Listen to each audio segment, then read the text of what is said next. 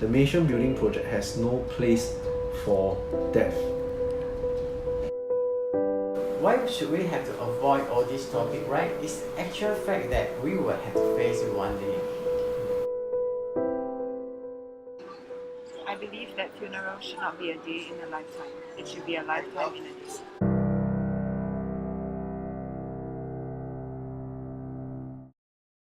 Life. If there is one thing that we can be certain of, is the inevitability of death, an end to one's journey in life. Yet, there is much superstition and fear surrounding death and dying, particularly in Asian society. Singapore's funeral industry has long been one hidden from the public eye. Nonetheless, they have always been there throughout to faithfully serve those who are going through the darkest moment of their lives. We will look into two companies specializing in funeral services in Singapore. Ang Ching Mo, which was founded in 1912 by Mr. Ang Si Ka, has been faithfully serving the community for more than a century, with its initial service catered specifically to the Hokkien community.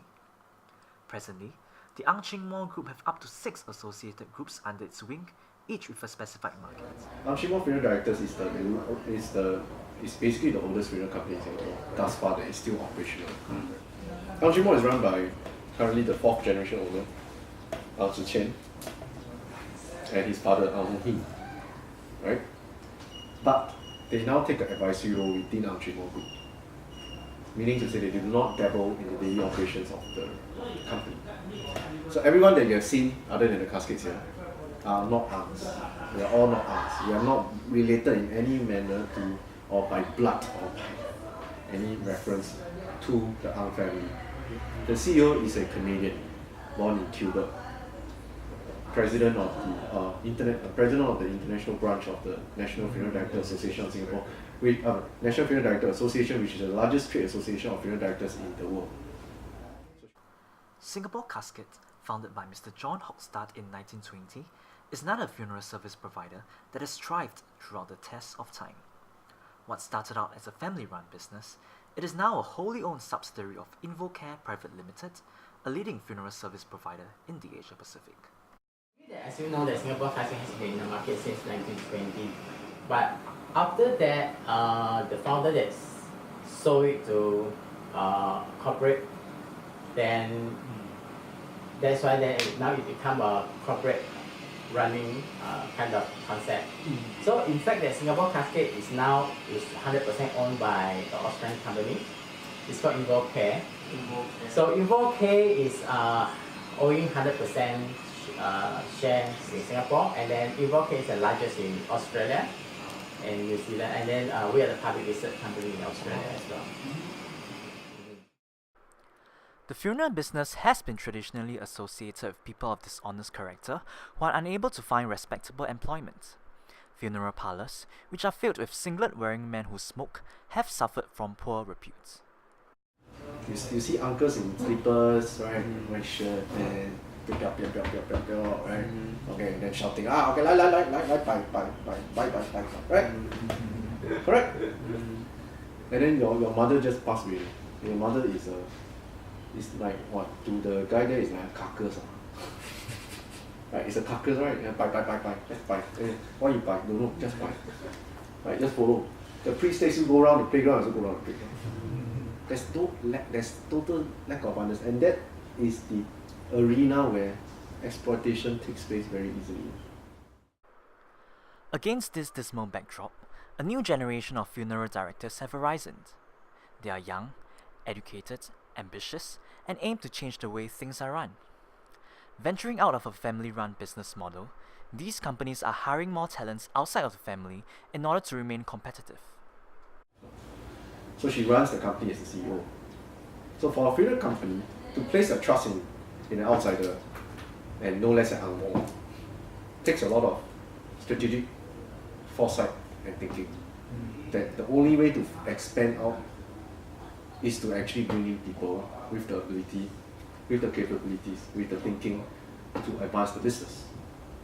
So this line of thought is very different from how a traditional funeral business in the funeral profession operates.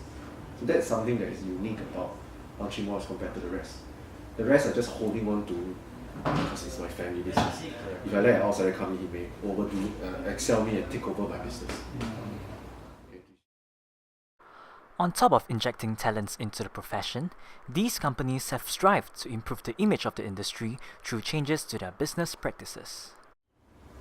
Right, so first, for a start, Tan Chee Moh was one of the first, if not the first, to say that now, no, we all the staff need to go and have their shirt tailor-made. Number one, it inspires confidence in the staff. And then when clients look at us, oh, I think you guys are serious about what you're doing. And it gives certain form of respect and dignity to the person performing the task. That's the important first step. So what Tan Chee Moh did moving forward a couple of years ago, I think 3 years ago, is that there's a no angpao policy. Everything that is of a cost to the consumer is declared in the package. Now we have come with mutual agreements that we do not really ask angpao from the family members, because in fact that they are also paying for the service. We are also doing our very best that to change the images for to the public, because of course that people perceive you as a professional. So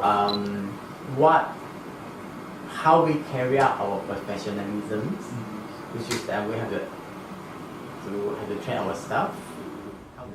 We are very proud to say that we are one of the few funeral companies that are training a systematic training program. Yeah. That helps us to hopefully instill some purpose in the staff that have decided to join us, and hopefully increase retention rate. And you may think these are little changes, but it totally changed the ball game. Small change, but it does change a lot of the perceptions, how people relate to us and how we relate to other people outside of this. And so in so doing, hopefully investing more meaning in the lives of the people who work here. The change is, of course, it's a funeral package. Yeah, in the past, we did not have any funeral package but few years back that we actually came up with the funeral packages, which is we try to get some of the common service and the items that we try to put it as a package. And this is one thing. And also, because that's why a lot of time that why people prefer the hold away in Singapore casket, because we're at the CBD area. So it's easier for the guests to come and pay respect. Yeah, that is very important. And second thing is that night care. A lot of time during that period of funeral week, that of course the family members are very tired. So then it comes to a very common issue, which is who want to look after night time? You want? Or you want or you want? Nobody want. Everyone wants to sleep. So how? Then you just go back and lock out the parlor. That's for parlor issue. But what if let's say at the void, you want to jaga or not? Nobody wants to jaga. Believe it or not, some cases because of the night care, people can quarrel and fight. Despite the injection of talents and new ideas to revolutionize the industry, there are still challenges as the older generation is still conservative towards changes and avoids the topic of death. So that's why from here you can see that honestly Singaporeans are not really open-minded on this. Because it's always, I share with those that are elderly, I said, auntie and uncle, I said, today we are here to share what is our last journey. It doesn't mean that today we share and tomorrow you die. And it also doesn't mean that I never say you will never die. Right? So why should we have to avoid all this topic, right? It's actual fact that we will have to face it one day. The way I seek to explain why the nation state is the way it is because of this whole concept of hygienic modernity. So what do? You isolate death, you isolate dirty things, you push them away. And that is why we are in the industrial estate. We are not in the neighborhood, because by being in the neighborhood, we directly conflict with modernity. So in the past, Singapore is dotted with cemeteries. Singapore is dotted with death. This whole process of separating the living from the dead is a modern phenomenon that is part of a nation building project. The nation building project has no place for death. If you've gone to London, if you've gone to any of the modern developed cities, cemeteries is a part of urban life. But in urban renewal in Singapore, cemeteries is never considered as part of what has to be renewed together with the surrounding of living. It is always being considered as something that you have to get rid of so that I can build something on it for the living.